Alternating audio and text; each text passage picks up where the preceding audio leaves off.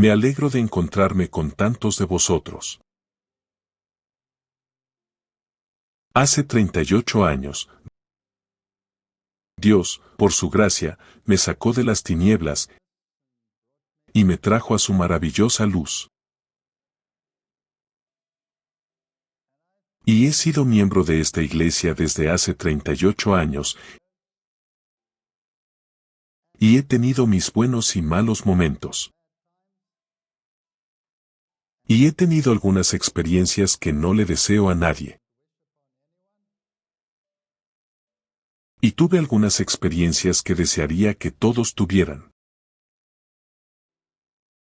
Y pensé que hoy hablaría un poco sobre Dios, sobre cómo es. Y hablar un poco sobre mi experiencia y cómo veo las cosas. Porque vivimos tiempos muy interesantes, muy duros, y creo que muy pronto vamos a tener que tomar decisiones muy importantes. Entonces, ¿qué significa saber? ¿Qué necesitamos saber? ¿Qué es lo más importante que podríamos necesitar saber? No sé si puedes verlo. Esto fue hace 2 semanas y media cuando estuve en Alemania. Y Alemania es un país muy interesante. Nací como alemán, pero nací en Sudáfrica.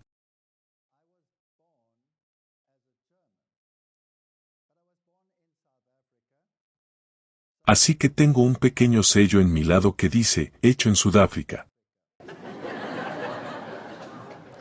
Eso cambia mucho las cosas. Los alemanes son muy detallistas, directos y se fijan mucho en el tiempo. Todo tiene que ser absolutamente exacto. Si el tren sale a las 2:02 y estás en la puerta, y hay 2 personas junto a la puerta, una estará dentro del tren y la otra parcialmente fuera, porque la puerta se cerrará cuando salga el tren. La mentalidad africana es que la fiesta empieza cuando todo el mundo está allí. Un alemán no puede entender eso, es imposible para él entenderlo. Y así, cuando creces en esa cultura, hay muchas cosas en África que te irritarían. Por ejemplo, cuando 2 personas africanas están caminando en la carretera. Ellos estarán teniendo una conversación entre sí que se puede oír todo el camino a China. Ahora, para un alemán o cualquier europeo, eso es a veces muy desconcertante. ¿Por qué no bajan el tono? ¿Qué les pasa?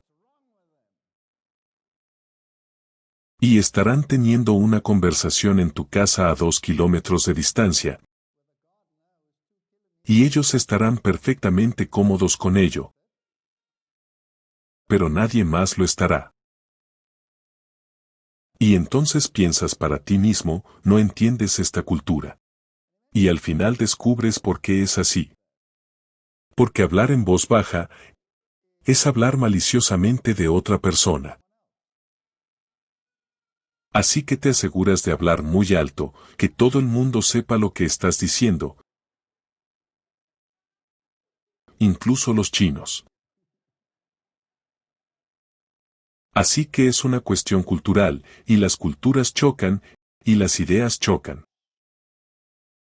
Pero he aprendido a llevarme bien con ello. Y me gusta bastante que la fiesta empieza cuando está todo el mundo. Lo mismo con la iglesia. Empieza cuando está todo el mundo. En Alemania no. Me dan un plan por minutos. Lo que significa que te dan un horario por minuto. Tu tiempo de oración es de 1 minuto, 2,5 segundos. Vengo de África, destruyo esas cosas. Deberías ver sus caras. Ni siquiera saben qué hacer. Se desmoronan totalmente si desordenas su horario. Así que tenemos estas diferencias culturales, y luego tenemos algunos nombres que son lo contrario. En el idioma de Alemania, si eres muy generoso y muy amable, tienes un gran corazón. Lo mismo ocurre en inglés. Si eres muy amable y muy sensible en mi país, tienes un corazón pequeño. Ella tiene un corazón pequeño. Eso significa que es muy sensible, muy amable y muy dulce. Así que si usted va a Alemania, y dices que esa persona tiene un corazón tan pequeño porque estás acostumbrado a esta cultura y este idioma, todo el mundo está furioso. ¿Cómo se atreve a ser tan desconsiderado y malvado? Así que a menudo hablamos más de la cuenta. Ese es mi punto. Hablamos unos de otros. Y ahora estamos en este crisol, que se llama la iglesia. Y aquí estamos sentados en el crisol. Y tenemos todas estas nacionalidades, porque cada tribu y lengua y pueblo está en esta iglesia, ¿verdad? Y las culturas vienen de tan vastos trasfondos y diferencias. Y luego tenemos aquellos que son muy firmes en sus creencias, y dicen así es como tiene que ser, y nunca desviarse del camino. Y luego están aquellos, ya sabes, como los italianos, totalmente relajados. Si la fiesta empieza a las 8 y llegas a las 8, a la anfitriona le da un ataque de nervios, porque aún lleva puestas las pantuflas y los rizadores. No llegas pronto, llegas al menos con una honorable hora de retraso. Así es como funciona en las culturas que se mezclan. Y el Señor tuvo a bien meternos a todos en una olla y dijo: a ver si os lleváis bien. A veces es divertido, y a veces no lo es en absoluto.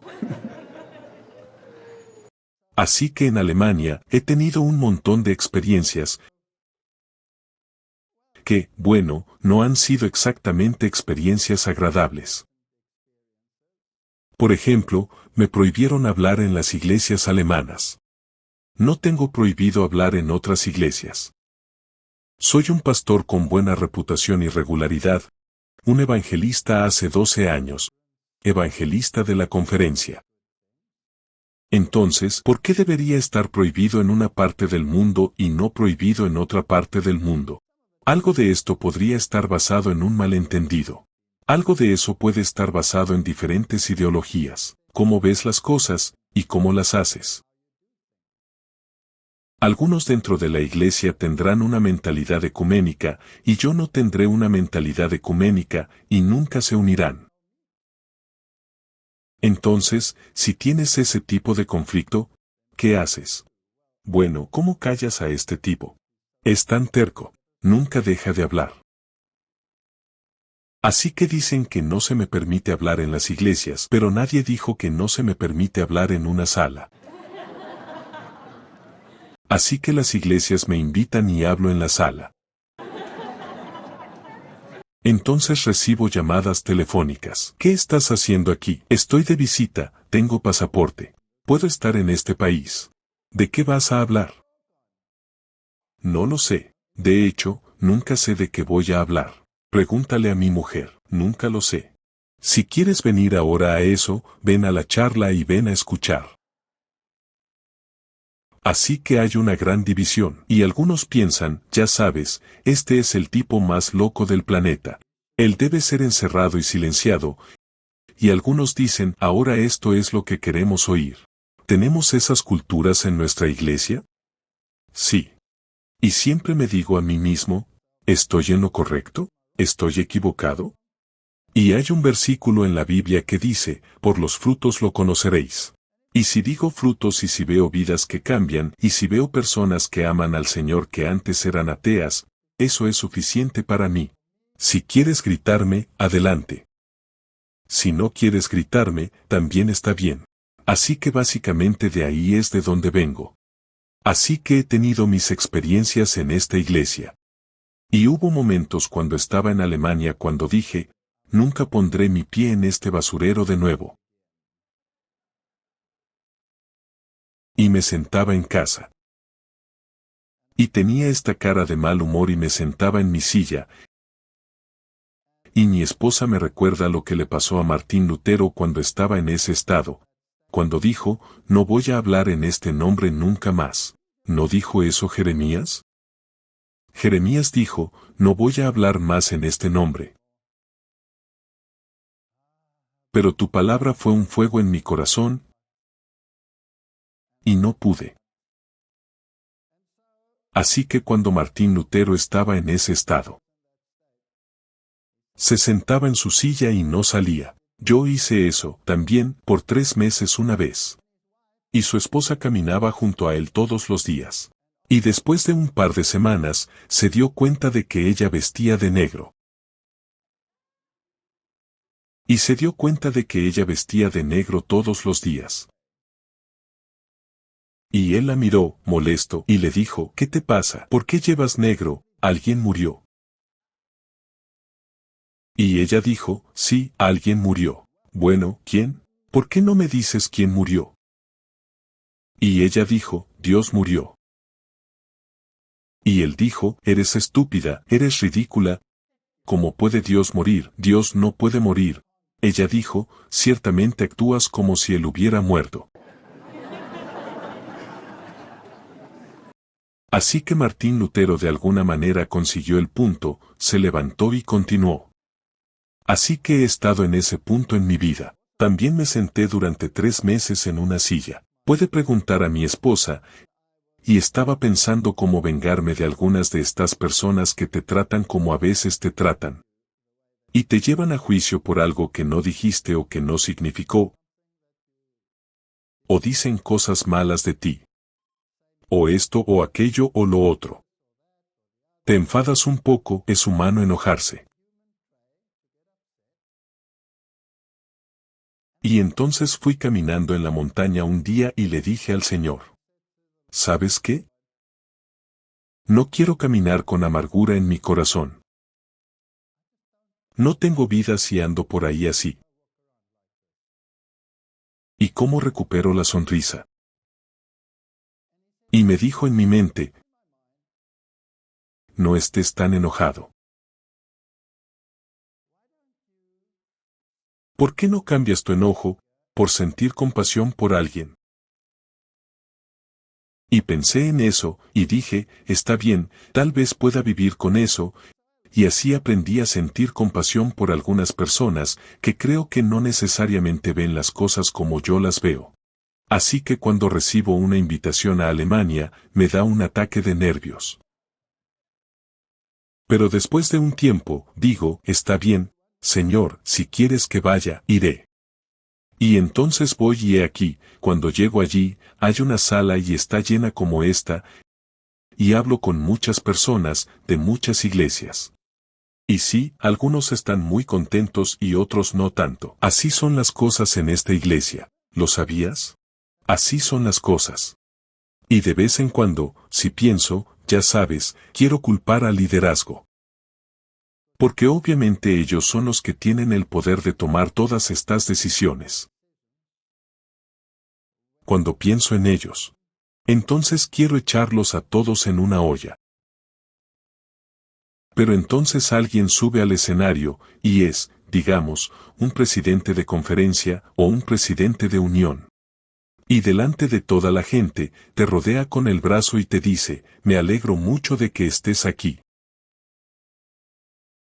Eso elimina todos tus sentimientos. Y así he aprendido a lo largo de los años, que siempre que hay algo negativo, también hay algo positivo, y es mucho más fácil lidiar con cosas como esa.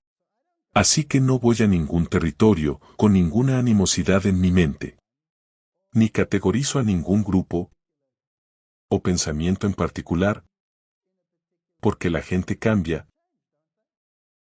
Cambian con el tiempo, y pueden ver algo de una manera y luego unos años más tarde pueden verlo de manera diferente. Y yo también lo he visto en mi vida. Así que me oriento por la gente. Miro a la gente, y hablo con ellos, y ellos me contestan. Y la verdad, es la esencia absoluta, de lo que necesitamos saber en los tiempos que vivimos.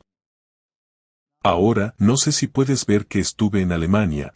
Esto es hace unas 3 semanas, tal vez 2 y media. Y vas a ver dónde estoy, en Berlín. ¿Cómo son los edificios? Hay graffiti por todas partes. Y me invitaron a hablar con un rapero musulmán. Esa es una invitación muy extraña. Pero tiene un círculo de espectadores de un par de millones de personas. Y por alguna razón u otra, había visto Ataque Total y quería hablar conmigo. Y entonces yo estaba en Berlín, y se pusieron en contacto conmigo, y el pastor me preguntó si iría, ¿lo haría? Y pensé, ¿por qué no? ¿No somos evangelistas? Sí, así que fui. Entonces vamos a entrar. Es como una mazmorra. Vas directamente hacia abajo en el pozo sin fondo.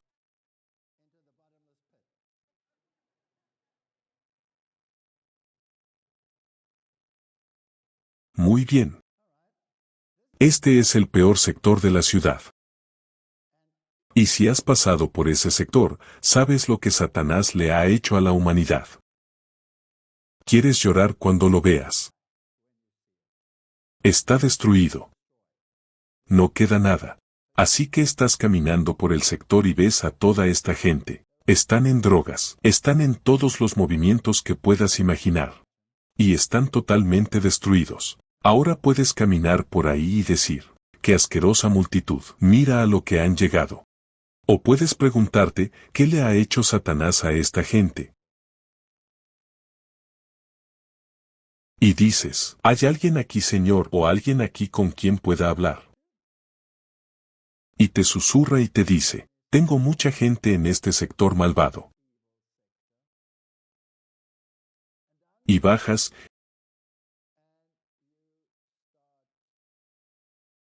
y empiezas un podcast con un rapero musulmán y un evangélico que también está viendo Ataque Total. No son adventistas. Y piensas, ¿qué vas a decir? ¿Cómo vas a enfocar esto? Y te bombardea con preguntas sobre el cristianismo, sobre si Jesús es Dios. ¿Qué pasa con las sociedades secretas? ¿Qué pasa con esto? ¿Qué pasa con esto? ¿Y luego qué pasa con el sábado? Durante 2 horas y media. Y te dices a ti mismo, esto es asombroso. Esto es lo que Dios hace, así es como opera. Y no solo estás hablando con este rapero, estás hablando con millones al mismo tiempo. Millones. Creo que tiene 5 millones de personas que ven su canal. Así que allí te sientas, él es el que está en la parte superior, y el otro tipo con su sombrero hacia atrás, parece casi un americano para mí, pero hablaban alemán. Y esto es lo que aprendes cuando haces evangelismo. Muy bien, así que estás en un país hostil. Estás expuesto a todas estas cosas. Y quieres saber lo que ellos quieren saber. Y ellos quieren saber lo que tú sabes. Así que saber es muy importante. Y esta es la vida eterna, que conozcan al único Dios verdadero, y a Jesucristo a quien has enviado. Eso es lo primero que hay que saber. Lo primero. Pero hay más cosas para saber que solo esto. Si haces la voluntad de Dios, conocerás la doctrina. ¿No dice eso también en la Biblia? Entonces, dijo Jesús en Juan 8:31, a aquellos judíos que creyeron en él, si vosotros permaneciereis en mi palabra, seréis verdaderamente mis discípulos, y conoceréis la verdad y la verdad os hará libres. ¿Cuál es la condición entonces? La condición es si usted permanece en mi palabra. Y si vas a Hechos capítulo 5, Entonces dice, el Espíritu Santo que es dado a los que lo obedecen. Y si alguno hiciere su voluntad, conocerá la doctrina. ¿Hay una condición para conocer la doctrina? Sí. Que sea de Dios o que hable de mí mismo. Eso no es solo conocer la doctrina. Es discernir lo que es de Dios y lo que no es de Dios. ¿Es correcto? De acuerdo con el versículo, hay dos promesas allí. Conocerás la doctrina y podrás discernir lo que es de Dios y lo que no es de Dios. Ahora si Dios nos ha dado ese don a cada uno de nosotros, debemos ser capaces de discernir dentro de la iglesia lo que es de Dios y lo que no es de Dios. Lo que está en armonía con una doctrina, lo que no está en armonía con la doctrina. Pero ¿cuál es la condición con el fin de ser capaz de hacer eso? Dice, tienes que hacer su voluntad. Tienes que hacer su voluntad. Si no haces su voluntad, no podrás discernir. Así que Dios lanza todas estas naciones en la iglesia. Él permite todas estas ideologías dentro de la iglesia. Se convierte en un crisol. Y usted está sentado allí en el fuego, y Él dice, voy a permitir que la apostasía en mi iglesia, para que pueda tamizar mi pueblo. Y si no quieres escucharme, voy a permitir que la apostasía llegue a ser tan grande, que incluso un niño será capaz de verlo. Y quiero que aprendas de ella. Eso es lo que hace. Porque Dios, que mandó que de las tinieblas resplandeciera la luz, ha resplandecido en nuestros corazones, para iluminación del conocimiento de la gloria de Dios en la faz de Jesucristo. Uno de mis versos favoritos.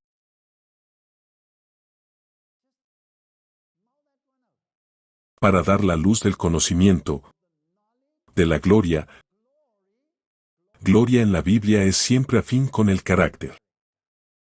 Así que vamos a reformular, para dar la luz del conocimiento del carácter de Dios. ¿Dónde lo veré? En el rostro de Jesucristo. Ahora la cara es la característica más reconocible del cuerpo humano. En el rostro es donde disciernes lo que el otro siente por ti. Cuando quieres resumir a alguien, ¿dónde miras? A los pies. No, no creo que llegues muy lejos. Si conoces a tu compañero de vida, la cara es donde miras. Miras a los ojos. Así que la cara hoy tiene 43 músculos que controlan la expresión facial humana. El rostro es la parte más reconocible de la anatomía humana. Permite a los demás conocer nuestros sentimientos. Y los músculos de la cara permiten la comunicación verbal y no verbal. Ahora hay muy buena evidencia de que el número de músculos en realidad ha disminuido en la humanidad. Así que hemos tenido un deterioro a lo largo de los eones. Y probablemente había muchos más músculos, con mucha más información de la que tenemos ahora. Y cuando sonríes, liberas neuropéptidos que alivian el estrés, por lo que liberas dopamina, serotonina, endorfinas, etc., que alivian el dolor. También son antidepresivos naturales. Y algunas personas dicen que no necesitas muchos músculos para sonreír, solo necesitas 6. Y eso realmente no es cierto. Probablemente prácticamente los necesites todos para hacernos sonreír. Y la forma en que los contraes es muy informativa, porque una sonrisa no es una sonrisa. La sonrisa puede ser una mueca. Una sonrisa puede ser amable, una sonrisa puede ser sarcástica. Una sonrisa puede ser repugnante. Leemos en el espíritu de profecía que justo antes de que Satanás se asegure de su víctima, él pone una sonrisa en su cara. Una sonrisa que es repugnante y horrible. Así que la cara es muy importante. Entonces, ¿qué es lo que vemos en el rostro de Jesucristo? Las expresiones faciales nos dan una pista sobre el estado de ánimo de una persona, incluyendo la felicidad, sorpresa, desprecio, tristeza, miedo, asco e ira.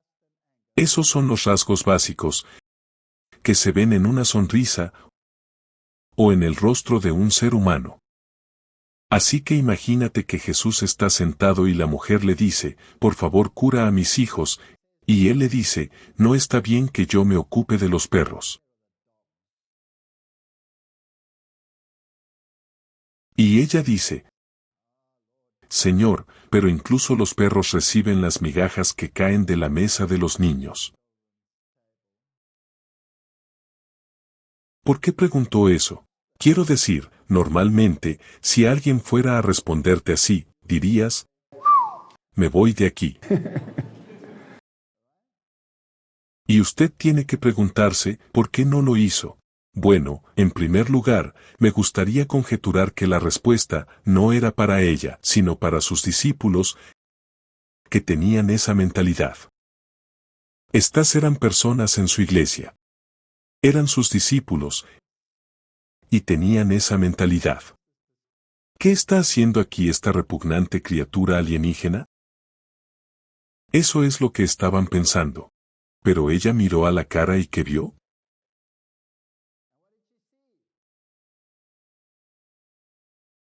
Vio bondad. Vio compasión. Vio que la cara contaba una historia totalmente diferente. Sabes, el lenguaje corporal es a veces totalmente diferente cuando el profeta viene y dice, sí, vete, vete a la guerra, seguro que saldrás victorioso. Sigue adelante.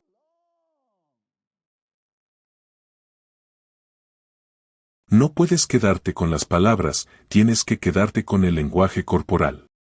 El rey inmediatamente supo que este tipo estaba siendo sarcástico.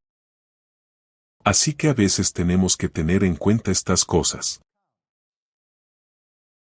En realidad tus expresiones faciales están muy moduladas. La actividad muscular es controlada por la amígdala. Pero cada una de esas contracciones tiene que pasar por la corteza frontal. En otras palabras, tu carácter controla la forma en que expresas lo que quieres transmitir. Así que es algo muy complejo. En el rostro de Jesucristo verás su carácter, y en el caso de nosotros, también lo verás. Una sonrisa puede significar recompensa, puede significar afiliación, una sonrisa puede significar dominio. Haz lo que te digo. Hola a todos. ¿Quién te crees que eres? Las investigaciones han demostrado que si sonríes, vives más, alivias el estrés, elevas tu estado de ánimo, es contagioso, refuerza el sistema inmunitario, baja la tensión arterial, reduce el dolor, te hace atractivo, sugiere éxito, te ayuda a ser positivo. ¿Has visto alguna vez a un recién nacido? ¿O a un bebé de pocas semanas? Son increíblemente feos.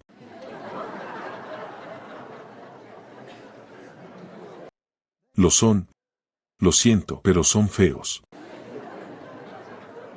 Y entonces dices cuchi cuchi y te da una sonrisa. Entonces estás perdido, te has ido. Te tienen. Entonces, ¿qué pasó? Un par de contracciones musculares. Lo mismo le pasa a la humanidad. Y todo depende de lo que veamos. Los cristianos deberían ser las personas más alegres y felices que viven. Deben tener la conciencia de que Dios es su Padre y su amigo eterno. Pero muchos cristianos profesos no representan correctamente la religión cristiana, parecen sombríos, como si estuvieran bajo una nube. A menudo hablan de los grandes sacrificios que han hecho para convertirse en cristianos. Algunos dicen, lo dejé todo para ser cristiano.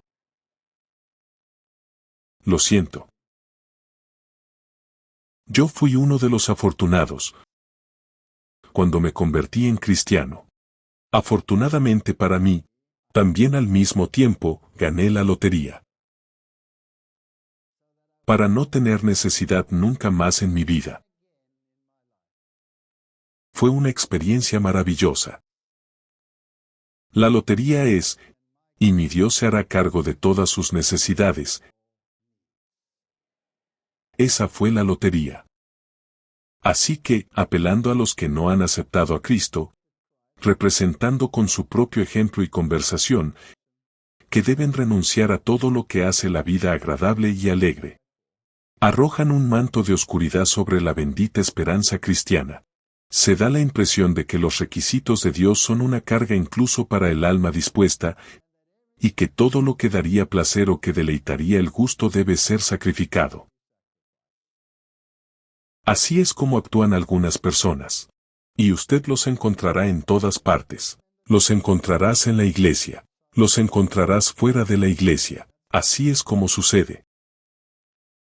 Pero mira el rostro de Jesucristo. Leemos en el espíritu de profecía que él era probablemente un hombre de dolores, un hombre familiarizado con el dolor, y sin embargo, su comportamiento atraía a todo el mundo hacia él. Así que en medio de la agitación, en medio de la pena, era alegre. Era un ejemplo alegre para la humanidad. Y aunque fue acosado, aunque no fue bien recibido, cuando fue a predicar en el templo planeaban matarlo. Aún así fue, y los niños pequeños venían y se sentaban en su regazo. Así que había algo en él que era muy, muy atractivo. Me gustaría imitarlo. ¿A ti no? Así que independientemente de lo que los líderes le hicieron, no se desanimó.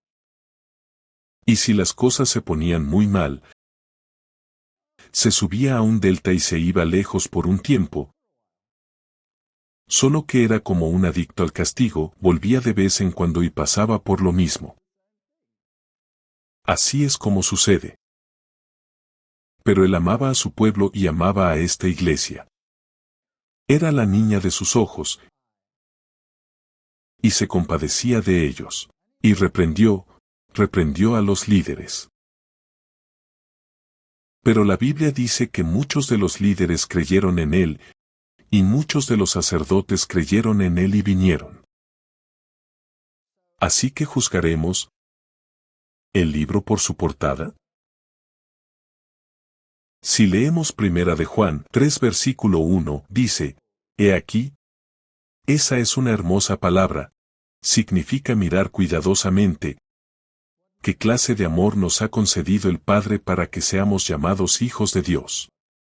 Por eso el mundo no nos conoce, porque no lo conoció a Él». ¡Qué contraste! Nos llamamos hijos de Dios, y entonces el mundo no nos quiere. Y todo aquel que tiene esta esperanza en Él, se purifica a sí mismo, así como Él es puro. Todo aquel que comete pecado, infringe también la ley, pues el pecado es infracción de la ley. Todos conocemos estos versículos. Sabéis que Él apareció para quitar nuestros pecados, y no hay pecado en Él. Todo aquel que permanece en Él no peca, todo aquel que peca no le ha visto, ni le ha conocido. Hijitos, nadie os engañe. El que hace justicia es justo, como Él es justo. Tienes que hacer estas cosas. El que comete pecado es del diablo. Aquí no hay pelos en la lengua. Hay un bien, luego hay un mal. Sí. En esto se manifiestan los hijos de Dios, y los hijos del diablo. Todo aquel que no hace justicia, no es de Dios. Muy bien, así que tienes una red del Evangelio, y la tiras ahí fuera y atrapas todo tipo de peces. y algunos peces que son para uso innoble. Algunos son peces que son para uso noble, algunos son inútiles, tíralos. Pero todos son atrapados, y todos vienen a esta iglesia, y Dios los mira, y tiene piedad de ellos. Y los que piensan que ellos son los mejores, y tienen todo el conocimiento, pienso que Él tiene más piedad de ellos que de los otros. Entonces, ¿cómo ve a su iglesia? Cantar de los cantares. ¿Quién es esta que se muestra como el alba, hermosa como la luna, esclarecida como el sol, imponente como ejércitos en orden? ¡Qué hermoso versículo! Para describir esta iglesia, como dijo un pastor, ¿sabes que Jesús es fácil de amar? Su iglesia no es tan fácil de amar, porque Él los ama. Tal vez yo debería amarlos también. Así que le dije a Dios, está bien Dios, encuentro a esta persona de lo más reprochable. Ayúdame a amarlos. Ayúdame a amarlos. Y usted sabe, a menudo puedes hacerlo, como sonreír. No cuesta mucho, solo contrae 6 músculos. ¿Cómo estás hoy?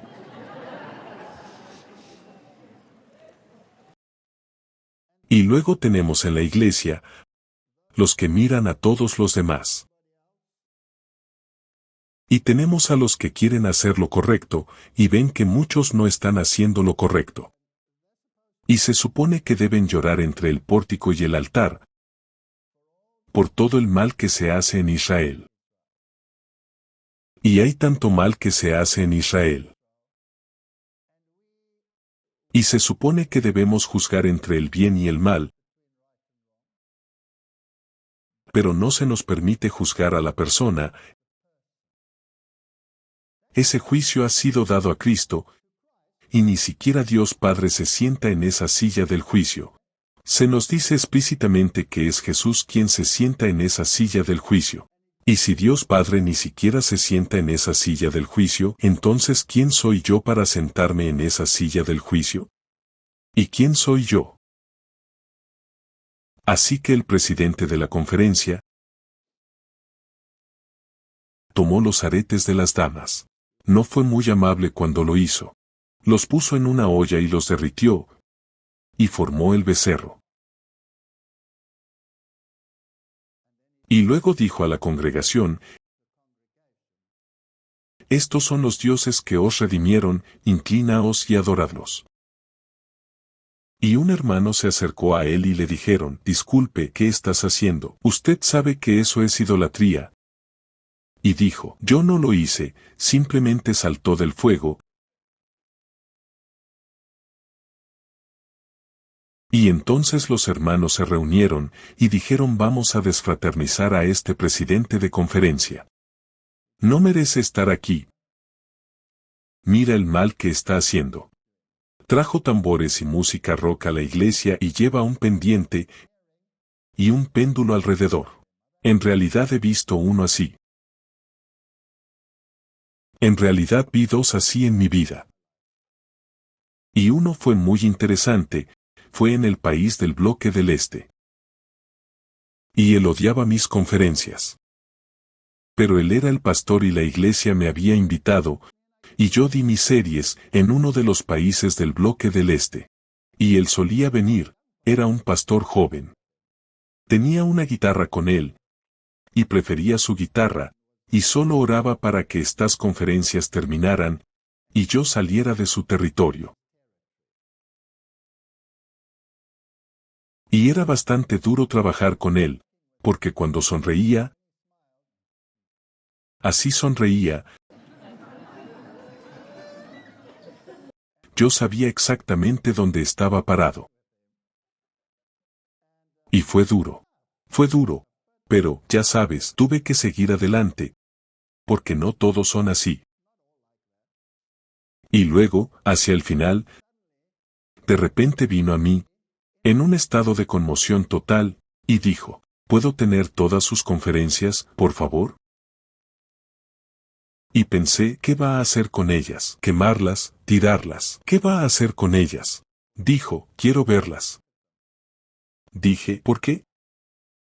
Él dijo, creo que es importante que les eche otro vistazo. Y yo dije, ¿por qué? ¿Qué pasó? Él dijo, yo estaba con mi abuela, tenía más de 80 años. Y ella me dijo ayer, ahora puedo morir en paz, porque sé que el viejo mensaje adventista sigue vivo. Así que imagina, nada de lo que podría haber dicho podría haber hecho eso, nada. Nada. Una pequeña palabra de su abuela. Todo cambió. Así que la reforma de salud. Usted también tiene esas banderitas en sus reuniones. Esto es comestible, esto es desperdicio.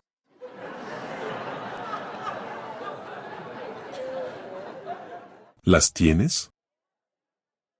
¿Se identifican con eso? Pensé, es solo en mi país que eso sucede.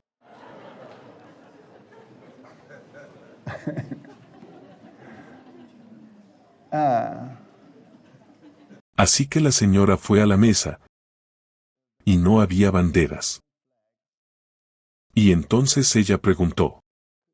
¿Podría decirme cuál de estos es libre de lácteos? La lanzaron al espacio. Es como esos astronautas, tiene que esperar hasta el año que viene hasta que vengan a buscarla de nuevo. Y ella estaba en una situación muy incómoda. Si lo ponemos aquí abajo, es comestible, cómetela y cierra la boca. Y entonces ella escribió una pequeña carta y dijo que su hijo es muy alérgico.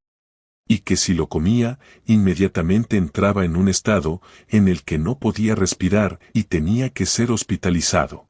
Así que ella estaba preguntando por su bien.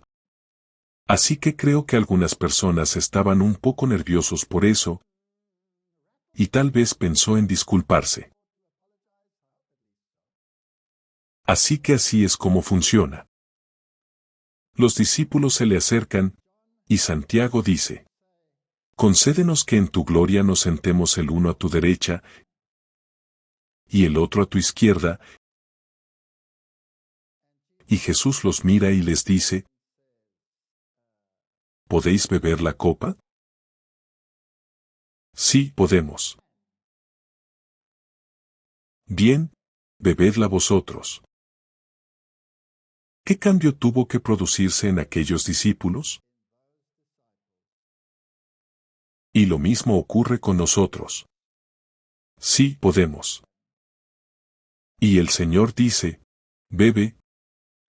Joel, proclamad esto entre los gentiles. Preparad la guerra, despertad a los valientes, que se acerquen todos los hombres de guerra, que suban, convertid en espadas vuestras rejas de arado, y en lanzas vuestras hoces, diga el débil, yo soy fuerte. Juntaos y venid todas las naciones, y reuníos en derredor. Haz descender allí, oh Jehová, a tus valientes. Despierten las naciones y suban al valle de Josafat, porque allí me sentaré para juzgar a todas las naciones de alrededor. Meted la hoz, porque la mies está madura, multitudes, multitudes en el valle de la decisión. ¿Cómo afrontamos esa guerra? ¿Estamos por delante de ella? ¿Estamos en esa guerra?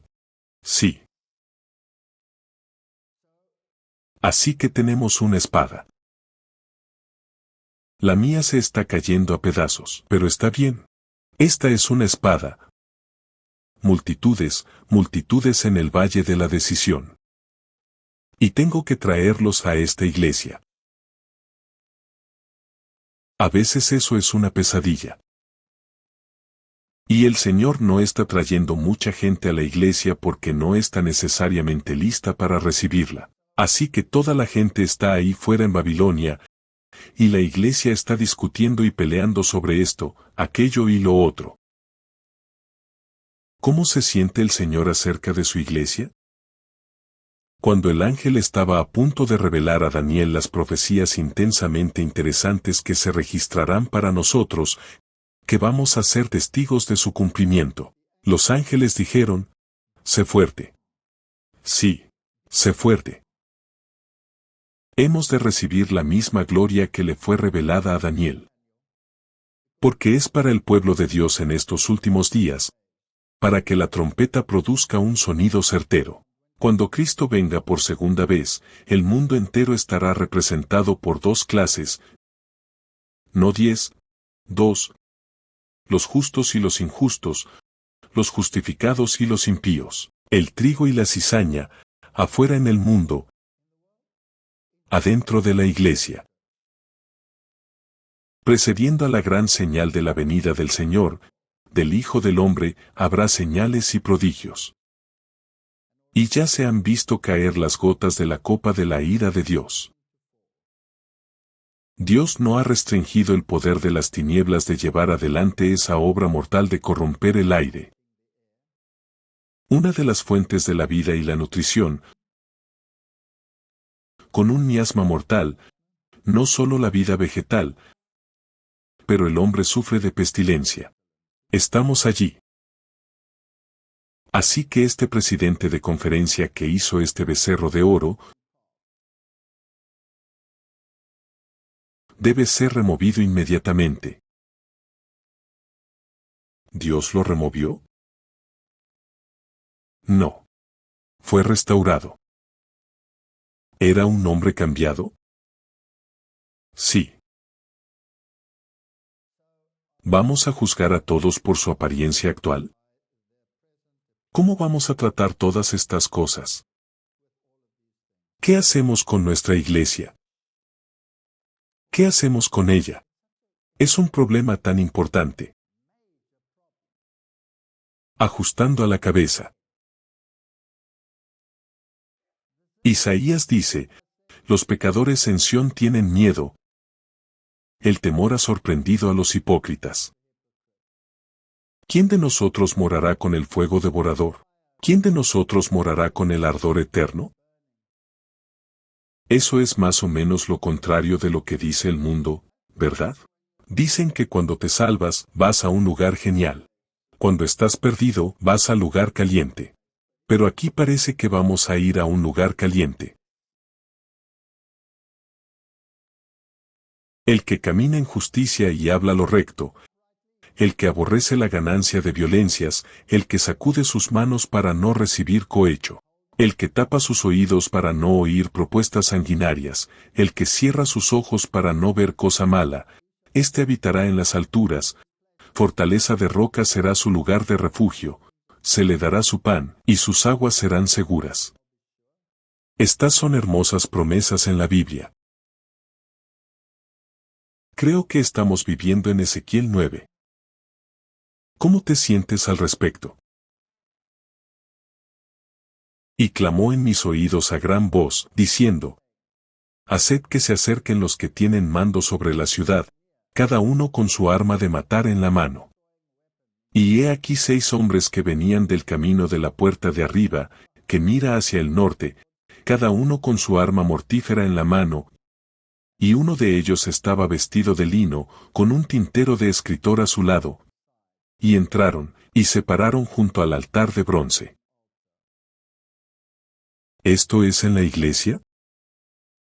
Pero el estar de pie junto al altar de bronce está justo en el corazón del templo. Está en la iglesia de Dios, porque tú eres el templo del Dios viviente. Eso es lo que dice la Biblia. Y la gloria del Dios de Israel subió del querubín en que estaba hasta el umbral de la casa. Y llamó al hombre vestido de lino, que tenía a su lado el tintero del escritor. Y el Señor le dijo, pasa por en medio de la ciudad, por en medio de Jerusalén, y pon una marca en la frente de los hombres que gimen y que lloran, por todas las abominaciones que se hacen fuera en el mundo. ¿Dice eso? No, me alegro de que estés despierto. En medio de ella. En medio de ustedes. Si no hay apostasía en esta iglesia, entonces por favor deja esta iglesia y encuentra una que tenga apostasía. De lo contrario estás en la iglesia equivocada. De acuerdo. Y a los otros dijo a mis oídos, id tras él por la ciudad y herid. No perdone vuestro ojo, ni tengáis piedad, matad a viejos y jóvenes, doncellas, niños y mujeres. Pero no os acerquéis a ningún hombre que tenga la marca. Y comenzad por mi santuario. Y comenzaron por los ancianos que estaban delante de la casa.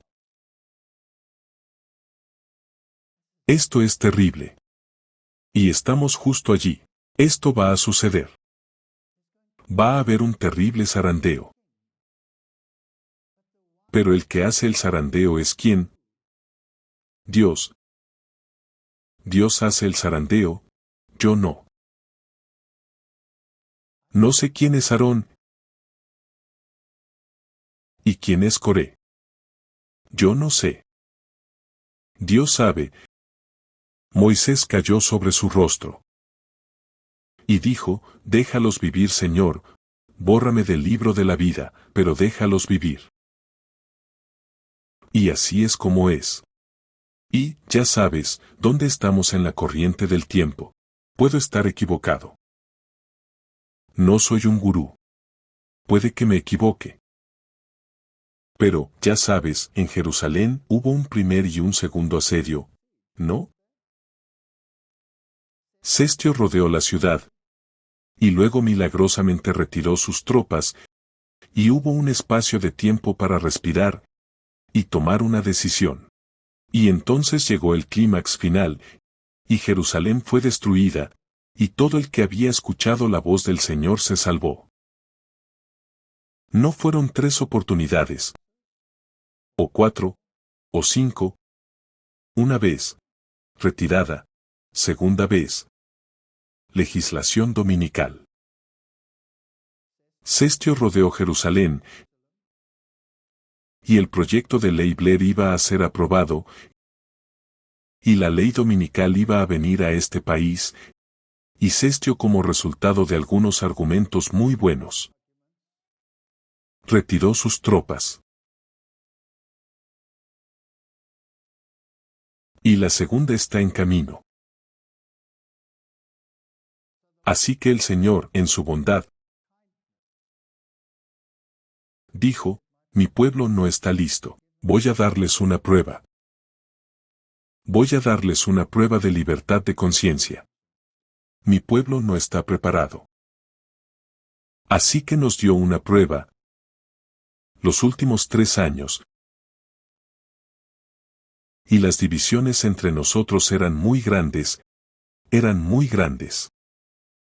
Pero estamos sentados juntos de nuevo, y tenemos un tiempo para contemplar, y tenemos un tiempo para pensar en ello. No creo que venga otro, y otro y otro y otro. Ese no es el patrón que veo en la Biblia, es solo mi opinión personal. Creo que el próximo va a ser la verdadera. Y cuando la verdadera venga, bueno, entonces esto toma lugar. Esto tendrá lugar. No habrá tiempo para nada más. No habrá tiempo para decir, bueno, todos estos tipos son tan malos, vamos a separarnos y empezar de nuevo. Esto es todo. Creo que esto es todo. Solo es mi opinión, no me cites. No soy un fijador de tiempo, aunque algunos piensan que lo soy. Nosotros somos el pueblo del Señor para proclamar las verdades de origen celestial. El trabajo sagrado más solemne jamás dado a los mortales es la proclamación de los mensajes de los ángeles, del primero, segundo y tercero, a nuestro mundo. En nuestras grandes ciudades debería haber institutos de salud para cuidar de los enfermos y enseñar los grandes principios de la reforma de la salud. El mundo va a ver enfermedades que ni te imaginas, y se nos ha dado la oportunidad de elegir. ¿Confiamos en la Biblia?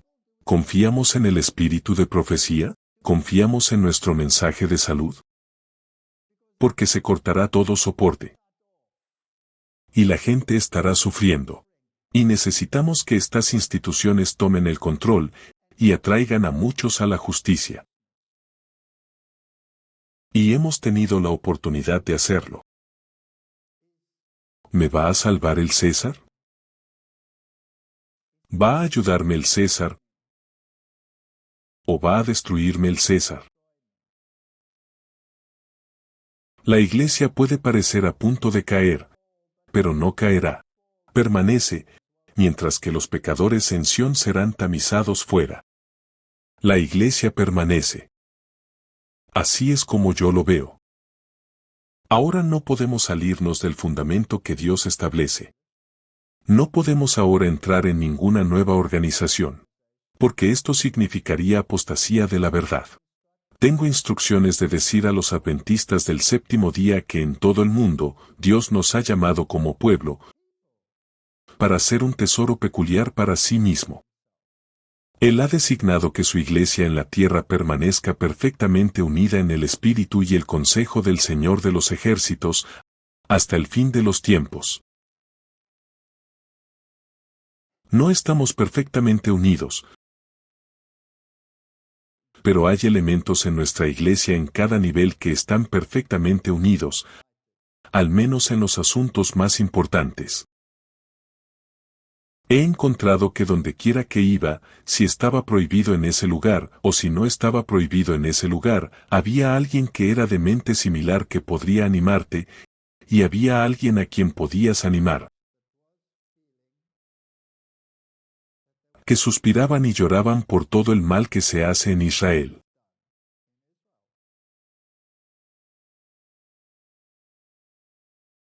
A veces, cuando un pequeño grupo de hombres encargados de la dirección general de la obra han intentado en nombre de la conferencia general llevar a cabo planes insensatos para restringir la obra de Dios. He dicho que ya no podría considerar la voz de la conferencia general representada por estos pocos hombres como la voz de Dios. Pero eso no quiere decir que no deban respetarse las decisiones de la Conferencia General, compuesta por una asamblea de hombres representativos debidamente designados de todas las partes del campo. Dios ha ordenado que los representantes de su iglesia de todas las partes de la tierra, cuando se reúnen en una conferencia general, sigan teniendo autoridad. Y mientras exista esa estructura de acción, en la que los delegados de todas partes del mundo determinarán si la doctrina debe mantenerse o que debe cambiar. Entonces puedo tener confianza. Y estoy bastante contento de que la mayor parte de esos delegados vendrán de las áreas más incorruptas del mundo, aunque no hay tal cosa como un área totalmente incorrupta del mundo. Todos nos esforzamos por ver si podemos vencer a los otros partidos en corrupción. Cada vez es peor, vivas donde vivas. Pero este es el estado actual. Así que si la dirección de una conferencia decide que soy malo, no se me permite hablar en esa conferencia. Entonces mi conferencia dice, no, no estás vetado. Nos gusta lo que dices. Entonces, de acuerdo a las reglas, como ministro ordenado, debería poder hablar. Ahora eso pone el gato entre las palomas, y entonces no todos están felices. Pero eso es lo que dice la regla. Así que si voy, no soy un rebelde, estoy ejerciendo mis derechos, y estoy haciendo lo que creo, que es para el beneficio de la gente, porque necesitan aliento. Y así es como he estado operando. Dios ha investido a su iglesia con una autoridad y poder especial, que nadie puede estar justificado en hacer caso omiso y despreciando. No podemos ahora salirnos del fundamento que Dios ha establecido. No podemos ahora entrar en una nueva organización, porque esto significaría apostasía de la verdad. Así que si el Señor ama a su iglesia, y el Señor permitió que Caifás gobernara, entonces yo debo amar a su iglesia. Y debo permitir que quien quiera que yo piense que podría ser Caifás gobierne. Pero no debo olvidar que hay un Aarón. Y no debo olvidar que hay un José de Arimatea. Y no debo olvidar que hay un Nicodemo, incluso si viene a ti por la noche y te dice, sabes, realmente estoy de acuerdo contigo, pero no puedo apoyarte públicamente. Esta es nuestra iglesia. Es un crisol doloroso. No te retires del cuerpo. Esa clase que se ha retirado del cuerpo. Bueno, ellos se desvincularon. Se apartaron. Ayer estuve hablando con jóvenes aquí en la audiencia y me dijeron que pertenecían a grupos que se habían separado. Les dije que vuelvan. Me dijeron en alemán. No podemos volver. Esto es un asco. Yo dije, apestaba en el arca.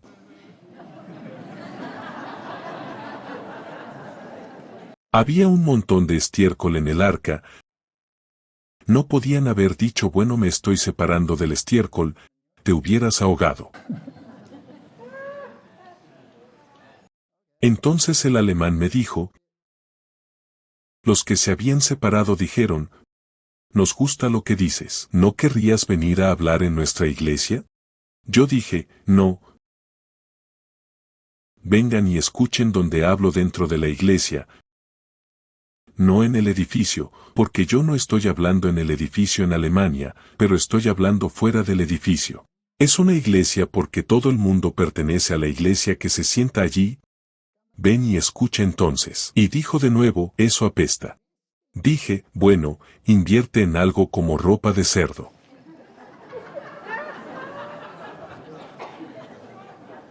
Y entonces venían, y yo los reconocía porque cuando entraban me hacían esto.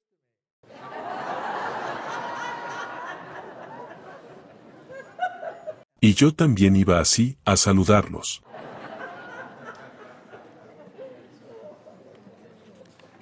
Así que no te preocupes demasiado por todos los vientos de doctrina que están golpeando nuestra iglesia. Ya sea la doctrina antitrinitaria, ya sea el guardar las fiestas, ya sea el sábado lunar. Bueno, la lista es interminable.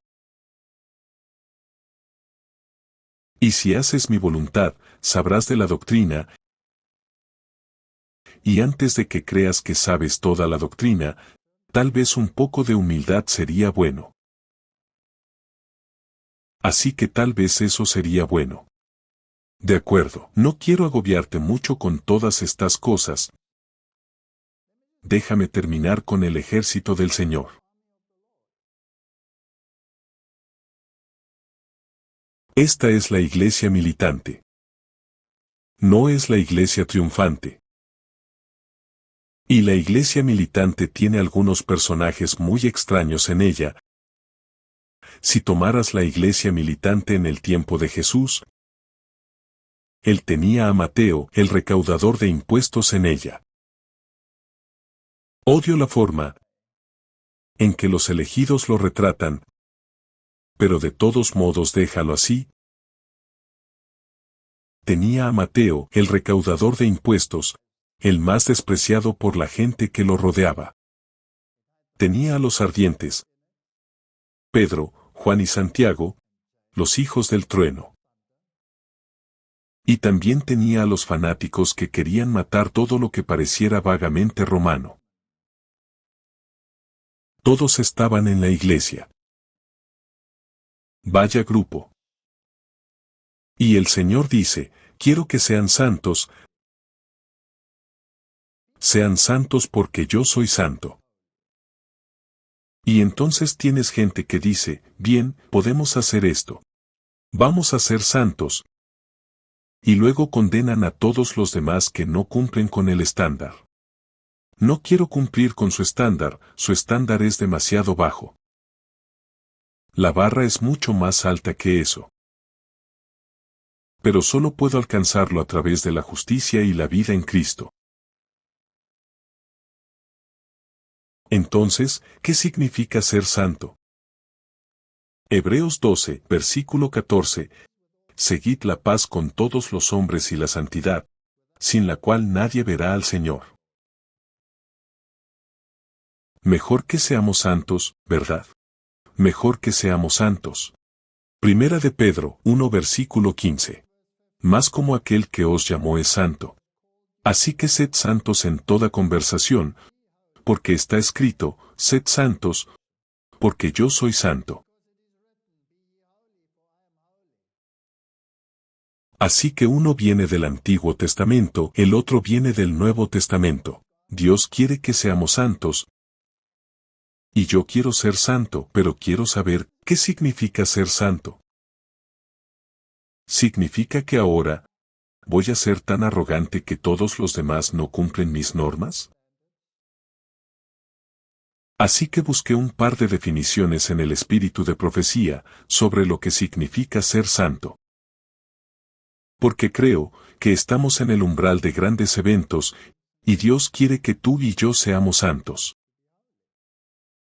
Así que Señor, dime qué significa ser santo.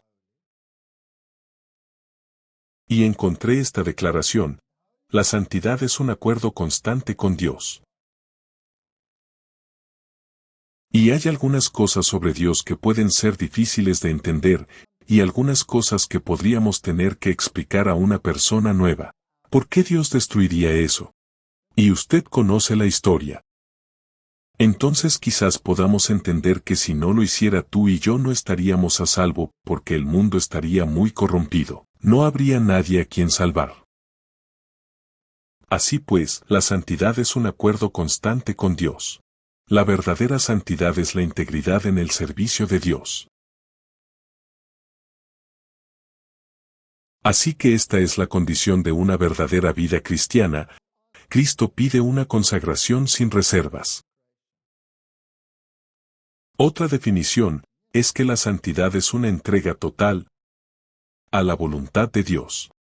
Así que básicamente, mientras nos dirigimos a los eventos finales, mis hermanos y hermanas, les pediría que estudien la palabra, estudien el espíritu de profecía, y digan a Dios: Señor, ¿hay algo que estoy haciendo que no esté en armonía con tu palabra?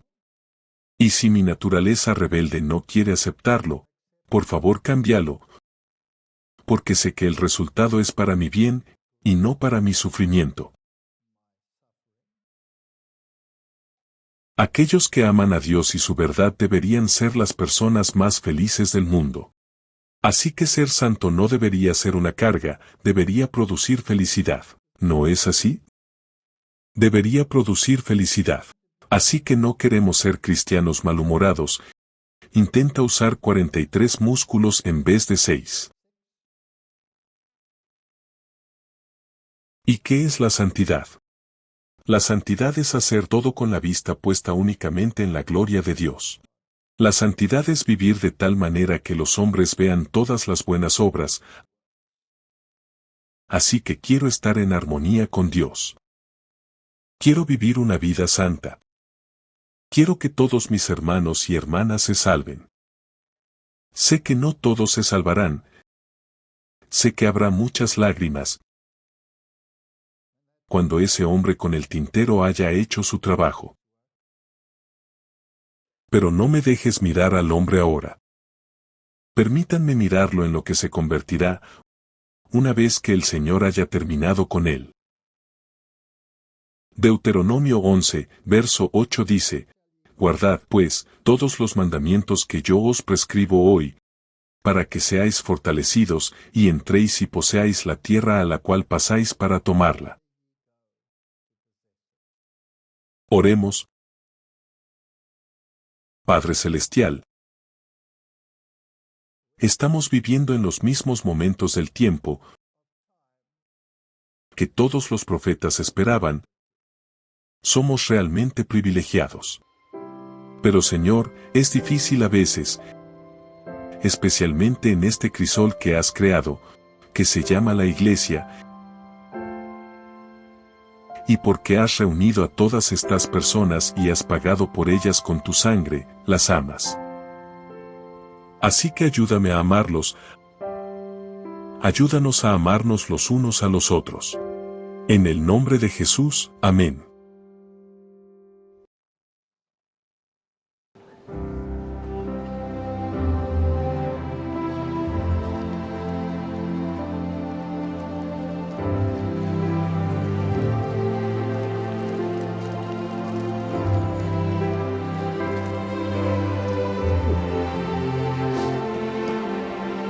La carga descansa sobre mí día y noche, y mi alma está presionada como un carro bajo gavillas, no solo por la obra en Europa, sino por el campo de California y el estado de la causa en Michigan, Nueva York, Maine y Massachusetts. Pero sigo diciéndome a mí misma, esta es la obra de Dios, esta es la causa de Dios. Él tiene mayor interés por todos estos lugares y todas sus iglesias que el que cualquiera de nosotros, pobres mortales, podamos tener. Jesús está al timón. Él siempre estará seguro de guiar el barco a salvo hacia el puerto. Sé que tenemos la verdad. Sé que cada alma que resista fiel hasta el final será salvada. En estos últimos días, el que una vez fue un ángel exaltado en las cortes celestiales ha de tomar la filosofía de los hombres bajo su entrenamiento. El pueblo de Dios debe protegerse cuidadosamente contra la influencia seductora del engañador. Deben aferrarse firmemente a las verdades que los llamaron a salir del mundo y los llevaron a erigirse en el pueblo de Dios. No hay necesidad de dudar, de temer que la obra no tenga éxito. Dios está a la cabeza de la obra y Él pondrá todo en orden. Si los asuntos necesitan ajuste a la cabeza de la obra, Dios se ocupará de ello y corregirá todos los errores. Tengamos fe en que Dios va a llevar el noble barco que lleva al pueblo de Dios a buen puerto.